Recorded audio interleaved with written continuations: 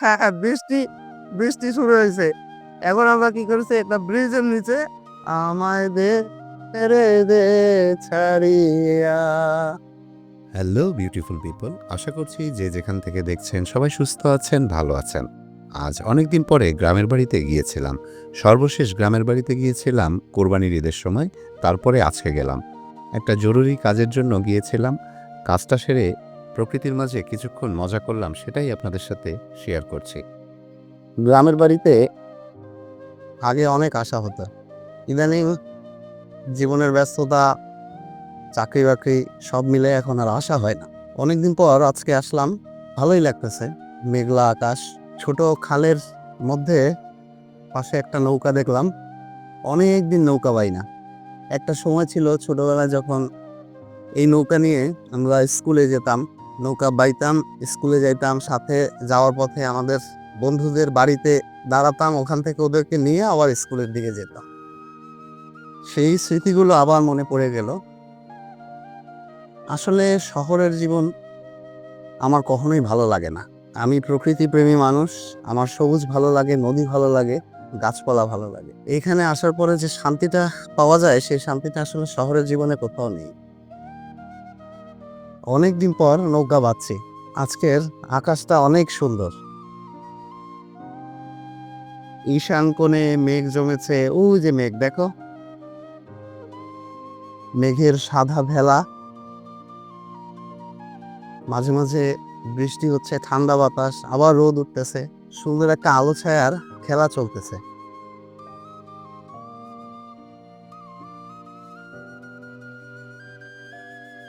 রে নোংর পইরা আছে সারেং বাড়ির ঘাটে, ওরে নীল দরিয়া আমায় দে রে দে ছাড়িয়া। যা বলছিলাম, এর মধ্যে বৃষ্টি নেমে দিছে, গুড়ি গুড়ি বৃষ্টি পড়তেছে।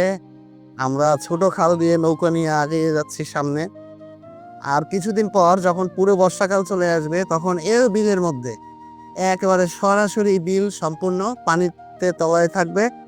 আর বৃষ্টি বৃষ্টি শুরু হয়েছে। এখন আমরা কি করেছি, একটা ব্রিজের নিচে আমরা শেল্টার নিচে, যাতে আমাদের বৃষ্টিতে না ভিজাও আগে। আষাঢ়ের এই সময়টাতে বৃষ্টির কোনো ঠিক ঠিকানা থাকে না। মেঘে মেঘে বৃষ্টি নামে, হঠাৎ বৃষ্টি আবার হঠাৎ রোদ। এই খেলাই চলতে থাকে সারাদিন।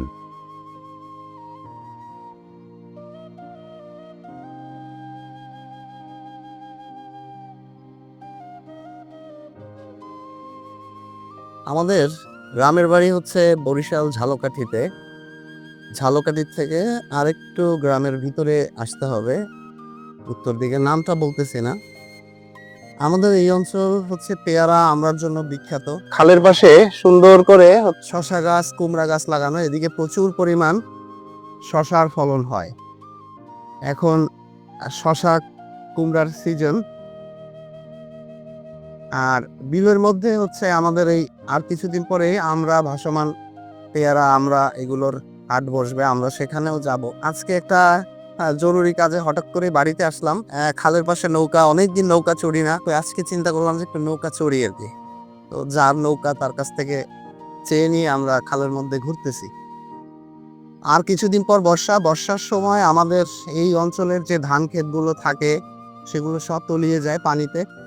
সেখানে প্রচুর পরিমাণ শাপলা হয়, শালুক হয়। বিলের মধ্যে এই যে মাছ ধরার চাই দেখতে পাচ্ছেন, এইগুলা আছে এই খালের মধ্যে, বিলের মধ্যে পাতে। এতে প্রচুর পরিমাণ মাছ ধরা পড়ে, ছোট বড় মাছ আছে, কই মাছ, চিংড়ি মাছ।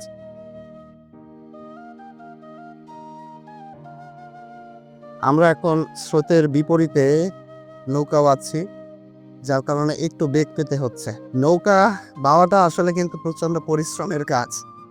ছোটবেলায় নৌকায় করে স্কুলে যাওয়া বর্ষাকালে, এইটা সৌভাগ্য আসলে আমার হয়েছে, অনেকেরই হয় না। হ্যাঁ, দূরে ওই যে বৃষ্টি হচ্ছে, আমরা এখন বৃষ্টি কম, যার কারণে আস্তে আস্তে করে সে বাড়ির দিকে আগাচ্ছি। হাই,